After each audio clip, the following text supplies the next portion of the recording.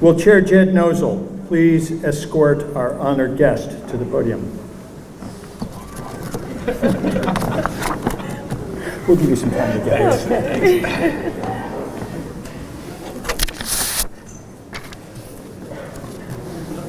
Congresswoman Ayanna Pressley is an advocate, policymaker, and an activist and a survivor. On November 6, 2018, Congresswoman Pressley was elected to represent Massachusetts' 7th Congressional District in the U.S. House of Representatives. That's worth some applause.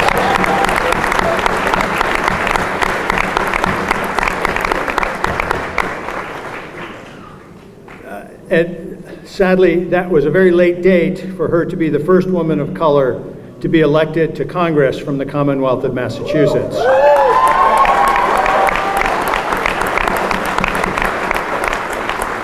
Prior to that, she was a trailblazer locally when she became the first African-American woman elected to the Boston City Council. The Massachusetts 7th is the most diverse and sadly the most inequitable district in the state, and one in which many, and it is also one of the districts in which many of our students and alumni reside. She is a representative whose experiences are reflective of the people in the district. Like many in her district, Congresswoman Pressley has endured numerous hardships throughout her life, and it's because of those experiences that she remains a dedicated activist who's devoted to creating robust and informed policies that speak to the intersectionality of her district's lived experiences. She believes that the people closest to the pain should be closest to the power, and that a diversity of voices in the political process is essential to making policies that benefit more Americans. Born in Cincinnati and raised in Chicago, Congresswoman Pressley is the only child of a single mother and a father who was in and out of the criminal justice system, creating an unstable household and forcing her to mature at a rapid rate. While her father ultimately overcame his addiction and went on to become a published author, Congresswoman Pressley was primarily raised by her mother, Sandra Pressley, a tenants' right organizer who instilled in her the value of civic engagement. Thanks to her mother's dedication to activism, Congresswoman Pressley has always been acutely aware of the role that government can play in lifting up families and communities. For these accomplishments and many more, Benjamin Franklin Institute of Technology is pleased and honored to confer on Ayanna Pressley the degree Doctor of Humane Letters, honoris causa.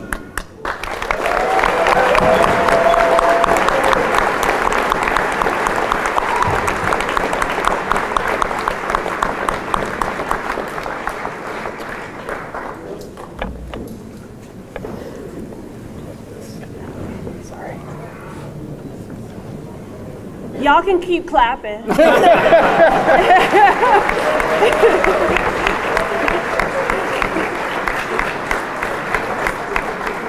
How's that? Am I straight? Looks good. Okay. Looks very good. All right. Thank you.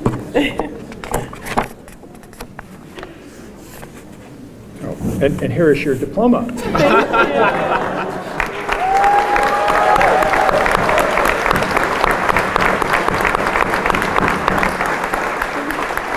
It is now a great pleasure to ask Representative Pressley to give the commencement address. Thank you. Thank you so much. Thank you.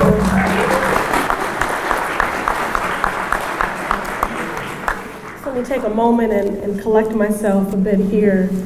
I found myself, something I've done throughout my life, standing on this stage with my head bowed. And I could hear my mother from on high saying, "Ayanna, lift your head." I'm very humbled to receive this honor and to be wearing this cap and gown. For reasons I'll share in a moment in my more formal remarks, I never attained a 4-year degree. And so this is the first time I get to wear a cap and gown, and so I'm so humbled.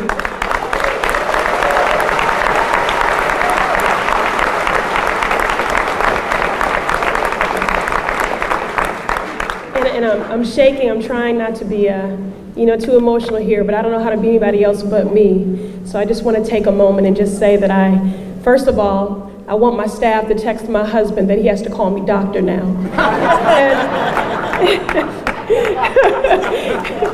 And second of all, I want to dedicate that honorary doctorate to my mother. May she rest in power. Thank you.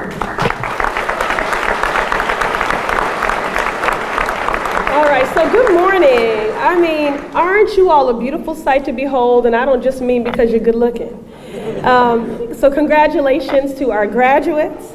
And thank you to President Benoit and the Board of Trustees. I know that people do not serve on this board in name only. This is a working board that works right alongside a tireless and dedicated faculty and staff who labor and love every single day in this unique and special institution and community. And so I want to say thank you for what you do every day, and I want to say a special thank you to Aisha Francis Samuels, who invited me to be with you today for this milestone in your lives. And last but certainly not least, I want to say thank you to the parents, to the grandparents, to the siblings, to the caretakers, to the friends, and everyone else here today who played a role in supporting our graduates in realizing their dream.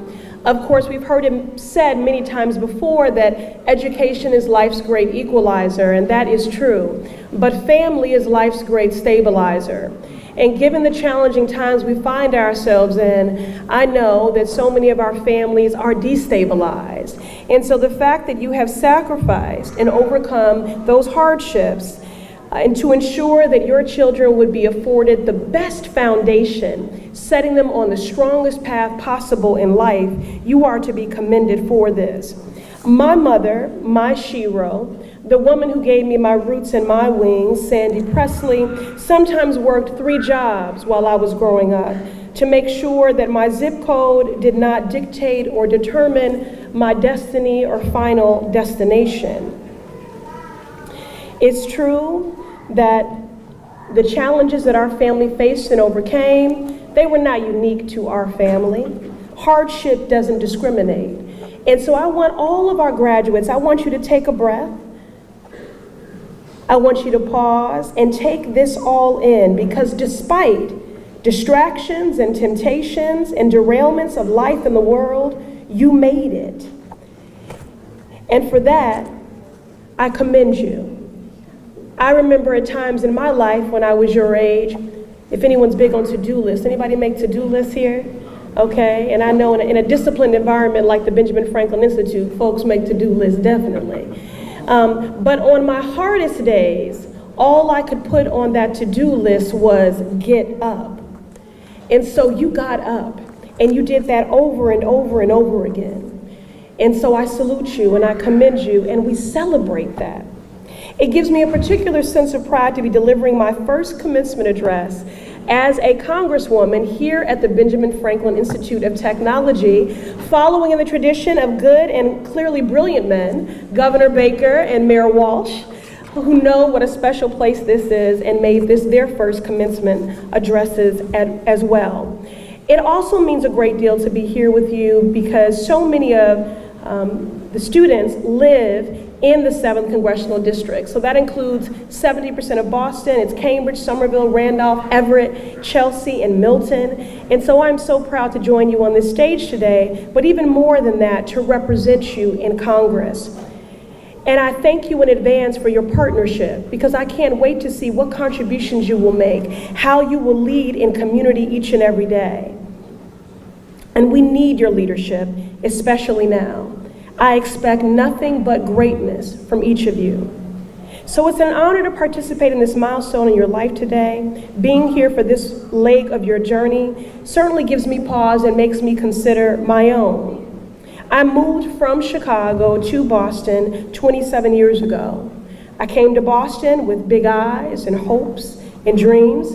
This city welcomed me, it challenged me, and it permanently changed the trajectory of my life. While a student at Boston University, and again, ultimately, I did not attain that degree. My mother was laid off and ultimately taken out by leukemia, and I was her caregiver in that time. But this city changed the trajectory of my life. While a student at Boston University, I began as an intern in the office of former Congressman Joseph P. Kennedy II. He later hired me, and then I went on to work for United States Senator John Kerry for 11 years, and then to serve on the Boston City Council for 8 years. So it is very serendipitous and so full circle that the very office that I began in as an intern 25 years ago is now the office that I serve in as a Congresswoman.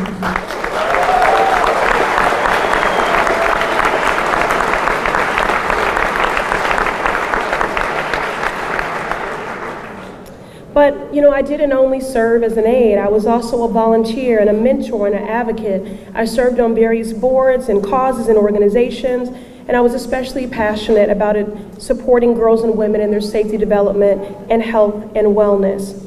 But when I decided to run for Congress in 2018, after 18 years on the Boston City Council, despite all that I had achieved in life, I still felt lingering self-doubt. And there were whispers about my strength, the legitimacy or lack thereof of my qualifications. Despite having worked on the federal level for 16 years, and again being an elected official representing the entire city of Boston, I did not have an undergraduate degree, and that bothered many people.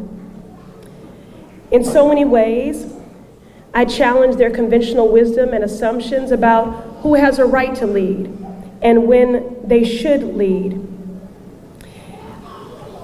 Ultimately, they spoke of many things. I didn't have an intimate knowledge of the scope of specific committees in Congress.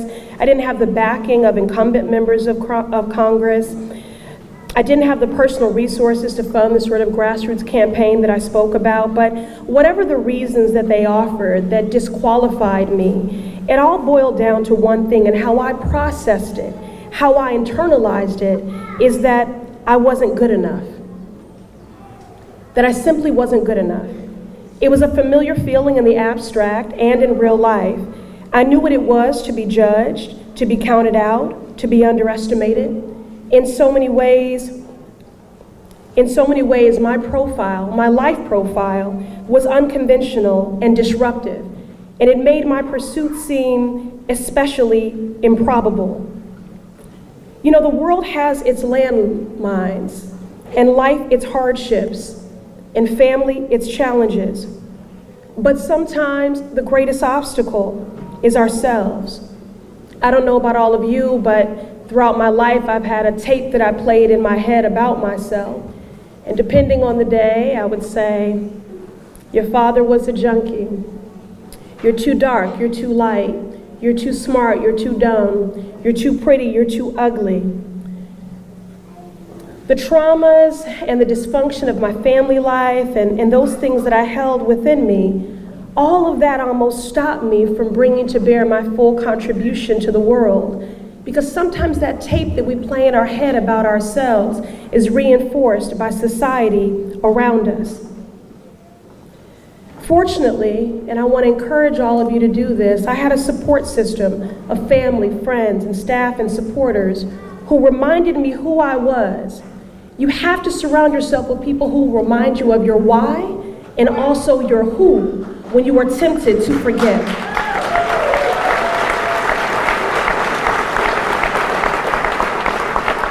And so because I had that, ultimately what I learned is that government, a truly representative democracy, is based on the fundamental belief that our shared lived experiences qualify anyone, everyone to serve. Because after all, you can't be a government that serves the people, that meets the needs of the people, if it isn't represented by the people.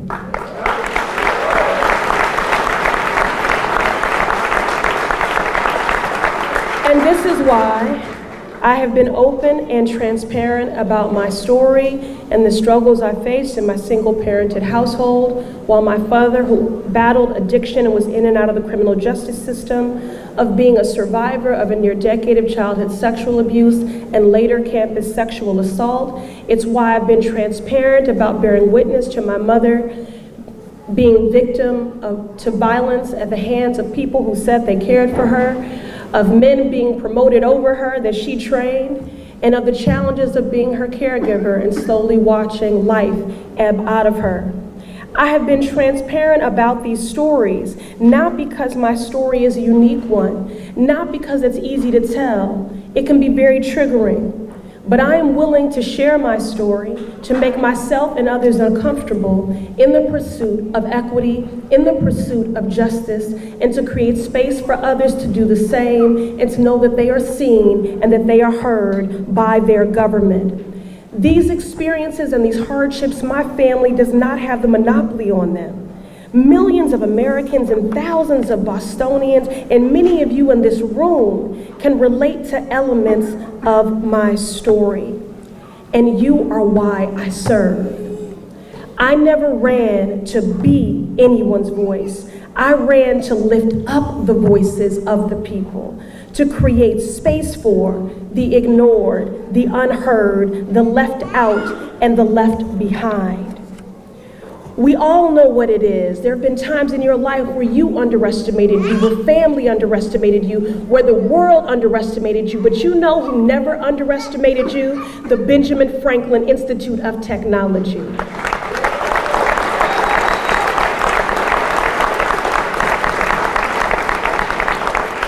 No matter how unconventional your path, whether English is your first language or not, what zip code you come from, whether you've been justice involved or not, Benjamin Franklin Institute saw something in you. I want to let you know this. You're not great because you're graduating from BFIT. You were already great. They just developed and nurtured and cultivated that which was already in you that you came into this world with. Never forget that. And that's why this space, that's why this community is so special. But we all know what it is to be underestimated. And we have moments where we feel unseen. Something in my bio, my resume that isn't usually reported is that I was a hotel worker for 6 years. I know what it is to be a part of a workforce where you make contributions every day and you work hard and people look over you and through you and don't often celebrate or recognize what your contributions are to this city. But I want you to know that as you make contributions in construction, in HVAC, in engineering, you will never be an invisible workforce to this Congresswoman. And I will make sure that this city celebrates and honors what it is that you contribute. Now, I decided, Dr. King said everyone can be great because everyone can serve. And I decided the way that I would be of service would be to be in government. And as much as I would love for you all to be on the front lines of the gun violence prevention movements, of climate change, of Black Lives Matter, of Me Too, of fighting for the rights of women, and I want you to vote in every single election, city, state, and federal, and I hope you do that. But please be clear, make no mistake about it, that the role of BFIT has been to build you up so that you could build this city and our world up. And that is the ultimate service.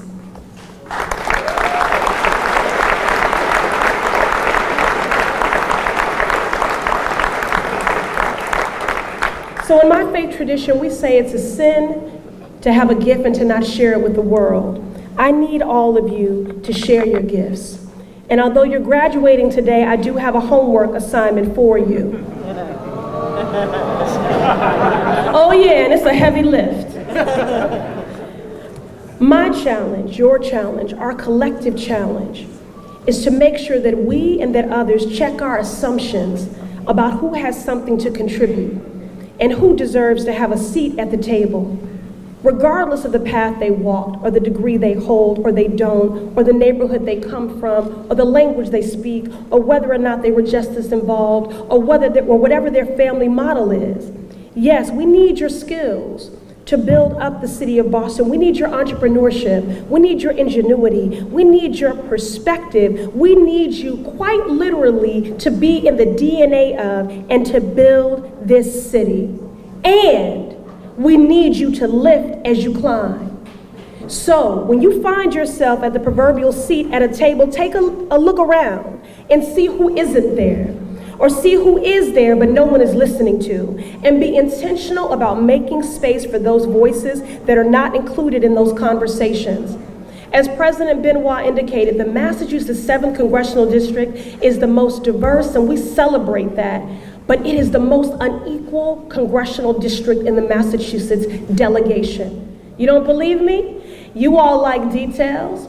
I'll tell you the data. From Cambridge to Roxbury, life expectancy drops by 30 years and median household income by $50,000. And that is why institutions and communities like BFIT are so important, because they're going to ensure that you have a place in the economy, that you have economic freedom, that you have social mobility, that women receive equal pay for equal work, and that you not only benefit from the prosperity of this great city and commonwealth, but that you have the opportunity to contribute to it. And that is why I wanted this to be my first commencement today. Dr. King said, paraphrasing, will really be all in vain and we have failed if we integrate a lunch counter, but you can't afford to buy lunch at it. Economic justice and freedom matters, and I see BFIT as being part of the solution to get us to the final refrain of that Pledge of Allegiance and justice for all someday. I've been in Congress less than 4 months now, and given the polarizing political climate,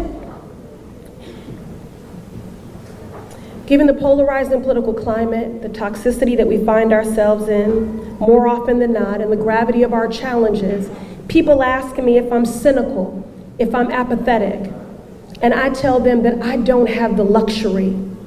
We find ourselves in unprecedented times with unprecedented challenges, but I intend to meet these unprecedented times and these unprecedented challenges with unprecedented hope. And each of you gives me that.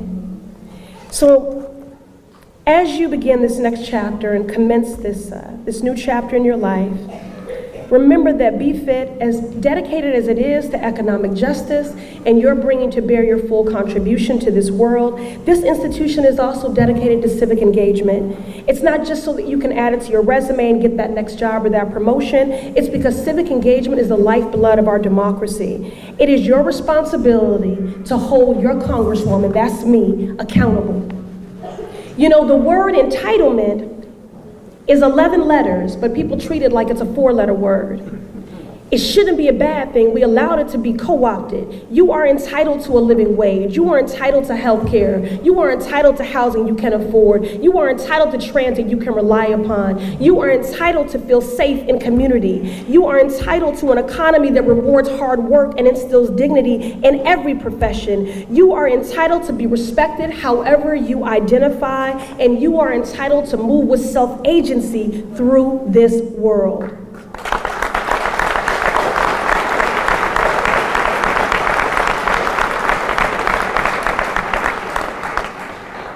I wish I could say that today is the end of all the struggles that we've each overcome, when on that to-do list I wrote, get up. You kept getting up. I wish I could say that you'll never deal with any of those struggles again, but that's not reality. The work continues because the struggle continues. But on this day, celebrate and know that I am grateful to you and for each of your families. I thank you, class of 2019, for sharing your talents with us.